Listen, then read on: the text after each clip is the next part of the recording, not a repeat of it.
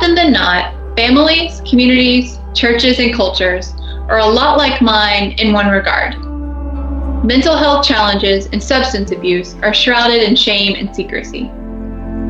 For those of us raised in church, think of all the prayer requests. How many times have you heard someone pipe up openly about their own or their family struggle with depression, suicidal thoughts, or addictions? For me, that has happened so few times that I can't think of any right now. I contrast that to when someone has knee surgery or a heart-related problem. My faith community is casserole country. We are there in an instant to support and care for the sick. So it's critical at this moment in history that we extend that caring, that sharing, praying, and organizing to make it positive and to make it possible for all people to access affordable mental health care. Jesus was compelling in his suffering world precisely because he healed and because he taught people how to be healed. Jesus was particularly concerned with the outright terror that the oppressive system was doing to the population, and he went to the nooks and the crannies to restore people to sanity. Shame and secrecy around mental health impacts the chasms made larger by the quarantine.